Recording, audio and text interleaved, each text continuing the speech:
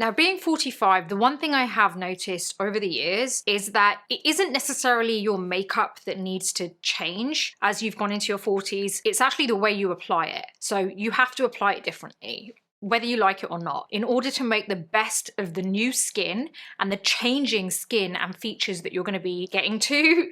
The reason I say that is because it's not just one overnight change. It's going to keep changing now, whether you like it or not. It's really about understanding how you change your makeup with it, but as it's changing, you're changing with it, and it's not so difficult for you. It can be overwhelming because a lot of the techniques that you've learned throughout the years are not necessarily going to work on you now, and they don't apply to your new age and skin. And it's different for everyone, because just because you hit 40, it doesn't mean you've got the same skin as someone else who's 40. Like, I'm 45, and there will be people who are also 45 that maybe look a lot younger than me or a lot older than me. So it really is based on where you are, how quick your aging process is. It's really a case of understanding what will work with you, with your skin, wherever you are in that aging journey. Your skin texture changes, your movement becomes a little bit more obvious and becomes kind of a bit more deeper in a sense. So it's really just about understanding what won't work, what will work, and what will kind of like continue working, or maybe you won't continue working. And I think honestly it has a lot to do with small kind of technique shifts that you need to make, rather than completely throwing out your makeup and buying new makeup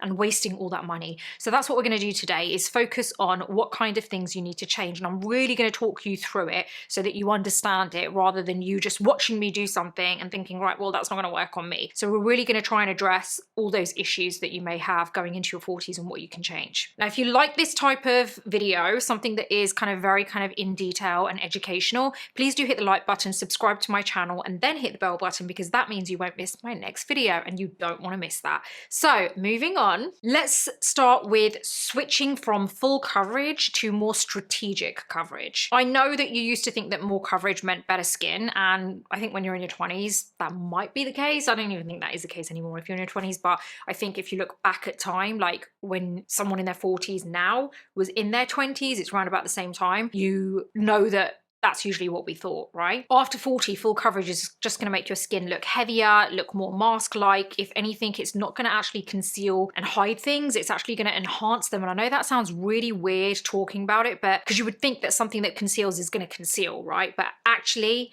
when you are in your 40s and above, it ends up making those things more obvious, because what it does is it's just too heavy for the skin. It's too heavy. So it ends up drying out your skin, making texture more obvious, making wrinkles look more obvious, actually making you look older, and that's not what we want. What's really going to work for you here is, firstly, trying to use a lighter base. Now, I know that kind of falls into that territory of like changing your makeup. If you usually use full coverage, there are a lot of ways that you can not have to buy a new product and still use that, but just lighten it. And that could be mixing a bit of moisturizer in with your full coverage foundation or concealer, and just kind of like almost diluting it a bit. So that could work. Or personally, I don't think a lot of people use full coverage foundations anyway. If you have a medium coverage foundation, you can do the same thing, and that's going to dilute it a little bit more. If you're already working with tinted moisturizers, then that is great, or even skin tints are going to work really well on you. But I don't want you to think that you have to throw things out. If you have a foundation and you really love it, but you do feel like it is a little bit too heavy on your skin now, then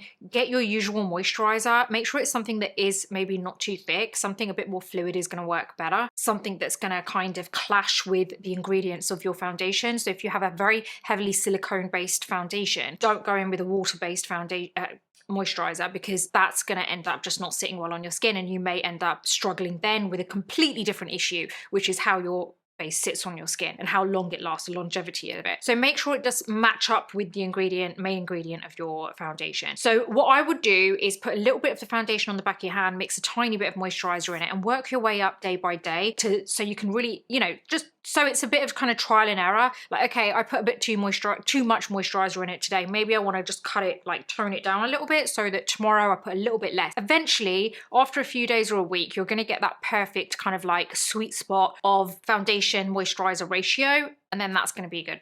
good to go for you. You're going to figure it out. And the more you actually do that, the better you're going to get at it, because as your skin ages, you'll realize maybe you need to add a bit more moisturizer, you know? So there are always things that you can do. These are things that makeup artists do. We always look at what we have and what can we do with it. If we don't have something, can we mix two other things to create what we need? And that's what I'm trying to explain to you. There's always a way around it. And these little technique shifts can really change the way your makeup sits and looks on your skin. When I said the second part would be your strategic placement, I would focus more along the center and work your way out. So don't apply it everywhere. Don't focus on applying a heavy amount around the perimeter of your face. Really focus on the center area and the areas that you feel that you need it, and then slowly dab your way or pat your way out so that you're blending outwards. That way you have the least amount of product on the perimeter, meaning that this area here isn't going to look so drastically different to the rest of your body, and it doesn't end up looking mask-like.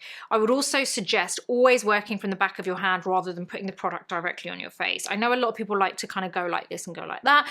I'm telling you right now, that is a big no-no when you're in your 40s and you're aging, because you're just applying so much product immediately on, and then you've got to work even harder trying to blend it.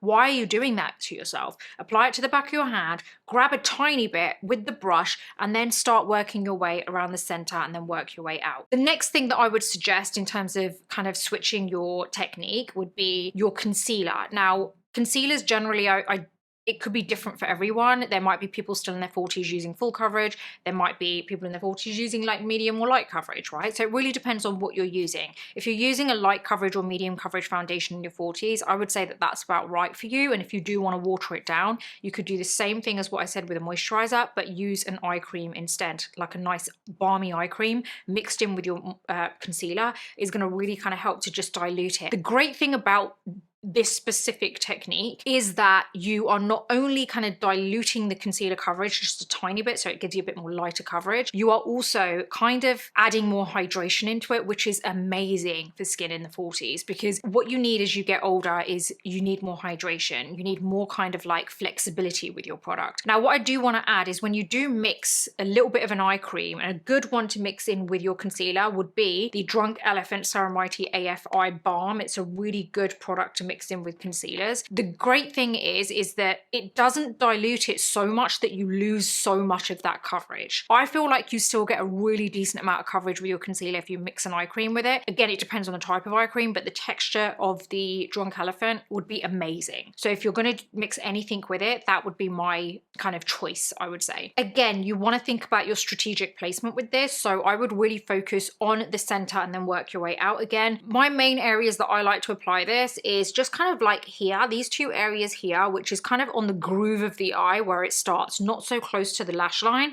Stay away from that area. Stay away from like very close to your lower lash line. You want to apply it a little bit lower, because the minute you start blending, you are literally spreading that product out. It's naturally going to go up anyway because the skin around that area is just so thin. The other area that I do like applying it is just a little dash here and a little dash here. What that does is give me a little bit of a lift. It's more so for the lift than it is for the coverage. It only works as a lift if your concealer is a little bit lighter than your skin tone. You need it to be lighter and brighter for it to give you that lift. If it's not and it's very close to your skin color, it's not really going to give you the lift. It's more about the coverage then. So think about whether that works for you, and it could be that you use your normal concealer that is your skin color around this area, and then maybe you use a slightly lighter concealer, maybe a light coverage one, so you're not focusing on the coverage so much, but it is a little bit lighter in color, and apply that on the edges and maybe around the mouth area here for that lift. So that way you're not kind of mixing the two in too much. You've got one which is for your coverage, which is close to your skin color, then the other which is a little bit lighter, which is not so much for coverage, but it is for the lift and just to give you that more youthful kind of like look to your face. Now, I do go a little bit deeper into stuff like this on the beautybreakfastclub.com. It is my, that didn't even come out right first, beautybreakfastclub.com. It is my online publication. It's all about beauty. There's stuff like wellness, self, bit of fashion thrown in as well, and I think you're really going to enjoy it. It's a great read. Just literally type it on your desktop or your phone, head to the site, see what you think of it. It's free to subscribe to, and that gives you access to one newsletter every 5 to 10 days you get. Sometimes I squeeze in a few extra for you, but I write a newsletter on there every other day. There's something that goes out all the time. You will not have a big gap of time where I'm not like posting anything. There's so much for you to catch up on, but the free version you will get every 5 to 10 days. If you want to go for the paid version, what that means is it unlocks the entire site, but you also get to join the group chat on the platform, which is an amazing place. There are so many like-minded people on there who love everything to do with this channel, beauty, everything. There's even an over 40s section for you on there. So if you want to read like articles specifically for over 40s, you've got a tab right at the top on the right hand side that you can click on, and it will take you straight to there. And I know how important that is when you're in your 40s, because you really are maneuvering life in a very different way, and you're going through things like perimenopause or even menopause later on in life. And I really wanted to just give my experience, and I have done something that I wish there was there for me, but I don't find the kind of questions answered that I would like answered. So I've tried to kind of like do that for you. But on the group chat, you get to ask me any questions directly and I will answer them. I kind of am on there on a weekly basis responding to questions. So yeah, I would love to see you on there. And obviously, like I said, it unlocks the entire site for you too. You're going to love it. Right, the next technique is blending with less pressure. I feel like this is something which is a really obvious shift in technique, but it is something that people find quite difficult. I don't want you to press so hard on your skin that you are really pushing your skin. When you are using anything on your skin, let me use this brush, right? This is the veil brush, by the way, in case you're wondering. If you are using anything on your skin, you should be, can you see how I'm pressing where you can't see my actual face, my skin move? Let me just stop talking for a second so you can see. You can't actually see my skin move so much because I'm pressing very lightly, right? I'm not really pushing onto the skin. That's what I want you to focus on. No matter what you're doing, whether it is blending with a sponge, with a puff, with a brush, I want you to do it in such a way that your skin doesn't move so much. You need to be very light-handed. And that's where I feel like people go wrong, because they push things right into the skin. It's like you're trying to get it right in there and you really don't need to. The more you push and you drag, the more you're going to disturb the skin and the makeup that you've already got on underneath. And even your skincare will be disturbed. Think tapping.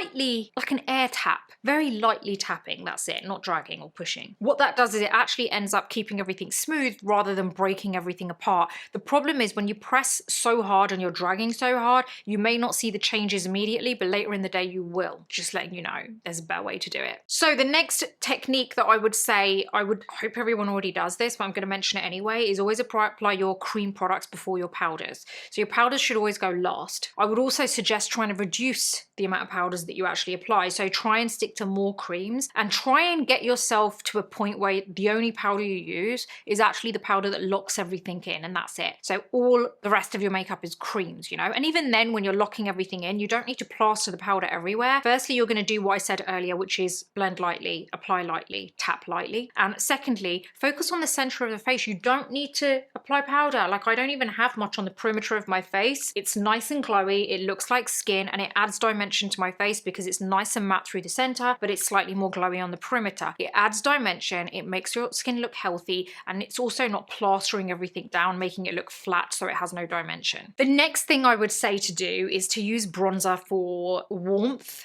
and sculpting rather than just warmth. So I feel like as you get older, that's one of the biggest changes I feel like can make like a huge difference to your skin and the way your makeup looks. I genuinely do not rely on harsh contour anymore. I used to back in my 20s, even my 30s, I used to rely on that, but you would not see me using a contour product unless it is a very similar color to a bronzer. A well-chosen bronzer can give you warmth, structure, and lift. You're gonna get all of that from a bronzer. I would say it's softer, it's flattering, and you get all of that in one step. It's like, what more do you want? I actually have a bronzer on now, and I've applied it to the perimeter of my face to give me a sun-kissed look, but I've also added it to the cheekbones to sculpt a little bit. And I feel like that in itself has given me a sun-kissed look. So I've got the warmth, it's given me the sculpt, and it's also given me the slight lift because of the strategic placement. If you don't want so much warmth, that's fine. You can always get a bronzer which isn't so warm. You do get bronzers which are a little bit more on the cooler side. So think about it that way. Don't always think that immediately a bronzer is going to give you too much warmth. If you don't want the warmth, you can opt for something a little bit cooler. Now, the next technique I would say, or the change that I would say is going to really work well for you, is try and keep everything along the center of the face clean. And what I mean by that is don't apply too much of kind of color along the center. Blush, think about that. That should stick to this kind of area here. Don't go right in the center. Highlighter, stick to it along the edges. And to be honest, I don't even think you're going to need it unless you have dry skin, but stick to the edges. Don't apply all of these different things along the center. You want to keep this kind of clean. So the most that should go there is your foundation, is the powder, but again, not too much of it. But try and keep that center area clean and stick to using the color along the perimeter of the face. Now, I did already mention this slight change earlier, but I'm going to talk about it a little bit more now. It would be strategic setting. So really focus on setting your under eyes, around the nose, and maybe the chin, right? And your kind of maybe this in between your brow area. I don't think you really need to set anywhere else, and that's what I've done today. I have set my under eyes, my eyelids, of course, because I always use concealer as my prep, and I have set it along this area here and just around this area here. I haven't actually set with powder on the perimeter of my face, and I'm really happy with the way that it looks. So I feel like it's something that you have to try and figure out whether that works for you. Like some of you might feel that actually I need to apply maybe a little bit more powder on the edges because I have quite kind of oily skin. You can tailor it. You can always kind of switch it up and down however much you need according to your skin type. So that's fine. It doesn't mean this is going to work for everyone, but I'm saying try this and then you can just adjust it slightly whether you need less or more. Honestly, as you get older, it is really helpful because it genuinely does give you more dimension and it doesn't emphasize all the kind of dryness that you've already got. The next one would be to use setting spray to melt your powder, not just to set your foundation. I don't think it actually sets your base at all anyway, so I'm just going to leave that there.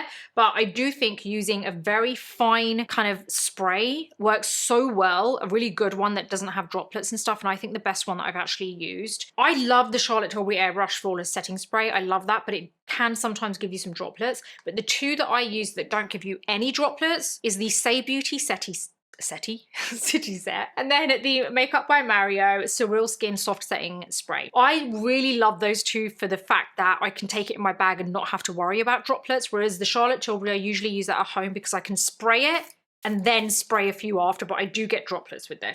The other two, you don't get droplets with it at all. It is an amazing product to use to melt the powder in if you want to speed up that kind of setting process. And what I mean by that is once you've applied your powder, it can look a little bit fresh and dry, especially when you're in your 40s and above because your skin's already lacking moisture, right? But you, at the same time, you want to lock in your makeup so it doesn't go anywhere. So it's a real kind of like, you know, you're kind of stuck between a rock and a hard place because you're kind of like, well, I want to set it, I want to lock it in, but then I also don't want that powdery finish, right? So you can still lock it in and then kind of like get that nice kind of lived in look by using a setting spray all over and then it melts the product in. That's going to be a great transition in terms of technique for you. I would say the next one is more of a mindset shift because it really helps when it comes to like you understanding where you apply things on your face and why things change as we get older. It's really about understanding your facial movement and how that affects your makeup. Instead of thinking about how you apply your makeup, think about how it's going to look when your facial features move. So you're focusing on where you're applying it, but think about later on in the day, like I'm gonna be talking a lot, laughing a lot, and it's gonna end up probably creasing because that area is gonna be moving a lot. So you need to apply a little bit less product there, right? Think about when you're applying it, where are you applying it, and what is that movement going to be like later in the day? So if you think about that in your mind when you're applying things, it actually does help a lot because it makes you understand what's going to happen later when you've applied your makeup and you know how it's going to look and how it's going to move as well with your movements. So I really do hope you've enjoyed this and this has been informative. What I really wanted was for you to understand, like really understand the technique changes and how they work for you. And I really do hope you've got that from this. It isn't always about doing less as you get older. It's about doing it better and just being smarter with your application and understanding your skin a bit better. The minute you understand your skin better, that is when it's really going to all make sense to you and it just makes everything a bit easier for you. So it's not as hard as what it may seem. I know it can initially feel that way, but it really isn't. Once you really understand your skin and your movements of your face and how things change, it's really just about feeding your skin what it needs. So I really do hope you've enjoyed this. I hope you have hit the like button, subscribed, and hit the bell button because it means you're not going to miss my next video. And I am really excited about the next one. So any questions, let me know in the comments. And I hope that you make these changes because you're going to be, honestly, you're going to be better off for it. So I'm going to love you, leave you, and see you on the next video.